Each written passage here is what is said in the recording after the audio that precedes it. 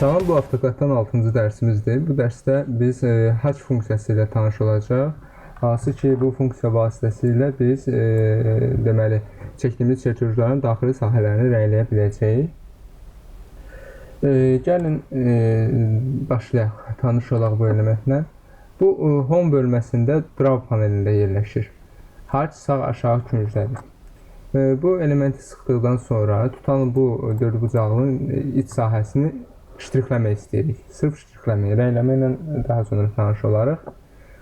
Hamısının gedişatı onsuz da eyni yollandır. Deməli, hatch funksiyasını, düyməni sıxırıq. Seçilikdən sonra belə bir panel əmələ gəlir. Hansı ki, hatch seçilikdən sonra bu əmələ gəlir. Belə. Hatch sıxdıq. Rəyləyəcəyimiz sahəyə yaxınlaşırıq. Bu dördbucaqlının iç hissəsini rəyləyiriksə, mouse'u içəriyə doğru yaxınlaşdırırıq. Yaxınlaşdıranda bu əmələ gəlir. Əmələ gəlməyə də bilər. Bəzən olur, ilişir. Daha yaxınlaşdırdıq. Sol düymə ilə təsdiqləyirik. Seçdik. Sağ düymə, enter. Yəni bu ştrixləmə hazır oldu artıq. Tutalım bu ştrixləmənin formasını, rəngini dəyişmək istəyirik. Ştrixləməni seçirik. Ştrixləməni seçirik. Yuxarı paneldə bir neçə növdə, bir neçə formada ştrixləmə variantları var. Bunları buradan dəyişə bilərik. Yəni tutalım belə bir şey, kərpic olsun. Seçdik. Kərpici seçdik. Budur bizim hatch elementimiz dəyişdi. Yuxarıdakı paneli yenidən əmələ gətirmək üçün nəzərinizə çatdırıram ki, deməli bu içəridəki ştrixləməni seçirik. Seçdikdən sonra yuxarıdakı panel yenidən peyda olur.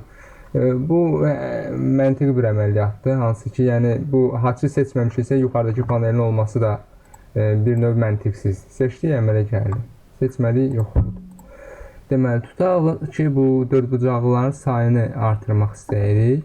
Deməli, yenə də bu içəridəki ştrixləməni seçdik. Burada scale bölməsi var.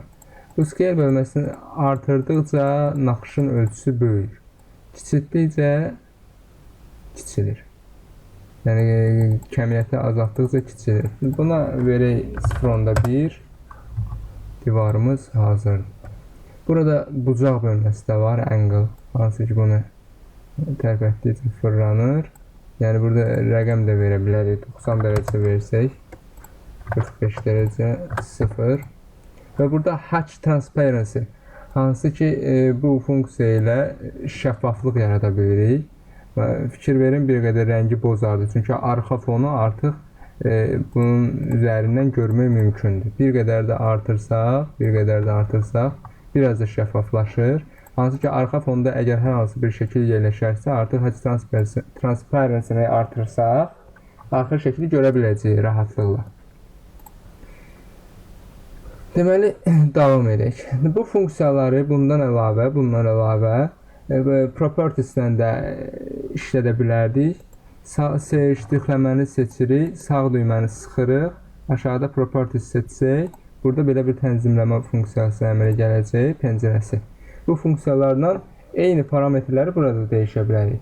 Burada da angle, bucaq, miqyas, daha sonra deməli burada bizim olmalıdır transparent. Burada şəffaflıq da burada. Yəni bunun rəngini dəyişmək üçün də burada belə bir bu arxa fon olmalı, səhv eləmirəm. Arxa fondur. Arxa fonun rəngini dəyişmək. Fikir verirsə, ştrixləmə rəngi dəyişmir, amma arxa fon dəyişir. Background color.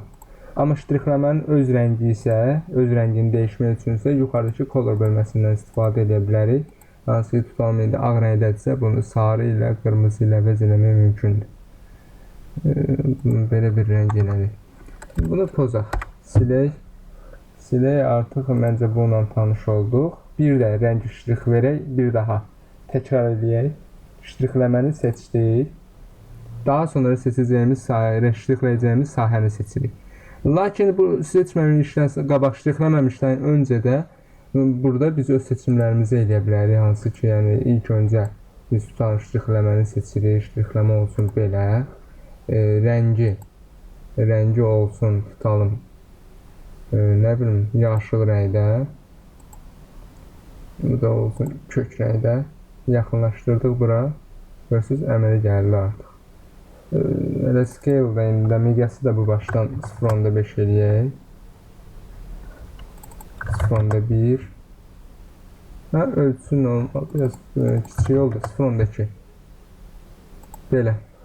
Seçdik, sağ düymə.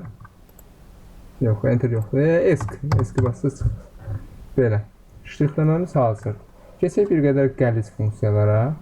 Bir qədər qəliz elementləri ştrixləyək.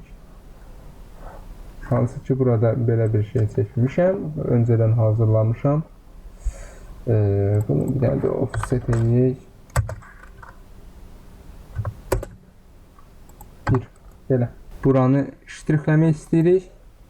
Bir, bu sahəni ştrixləmək istəyirik.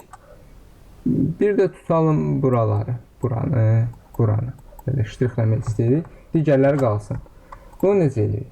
Deməli, haç seçilir. Birinci yaxınlaşdıq bu sahəni. İkinci yaxınlaşdıq bu sahəni seçdik.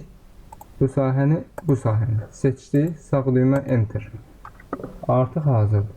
Lakin burada bir şey nəzərə almaq lazımdır ki, əgər ayrı-ayrı ştrixləmə metodları, formaları lazımdırsa, məsələn, bura başqa naxış olsun, bura başqa ştrixləmə, onda artıq bunları gəlir bir dənə eləyəsiniz. Nəyə görə? Çünki bunları seçəndə ümumi formada seçilir və dəyişəndə də ümumi formada dəyişdirilir. Görürsünüz, ben dəyişirəm, ümumi dəyişir.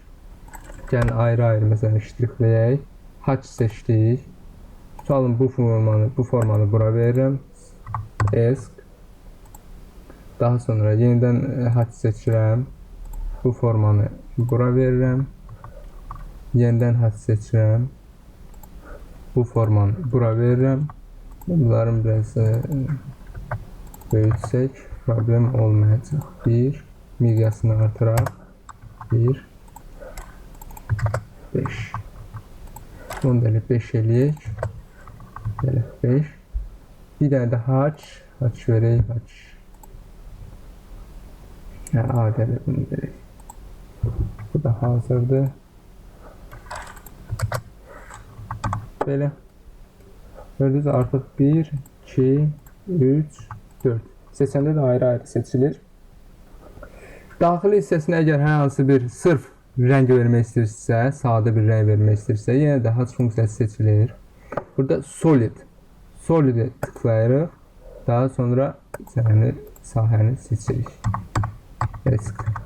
Deməli, indi rəngi dəyişmək üçün də həmin eyni qayda ilə haç seçildi. Rəngi də buradan dəyişə bilər. Bu qədər. Bu videoda da haç funksiyası ilə tanış olduq. Hər hansı bir suallarınız yaranarsa, kommentlərdə, şərh bölməsində verə bilərsiniz. Teşekkür ederim.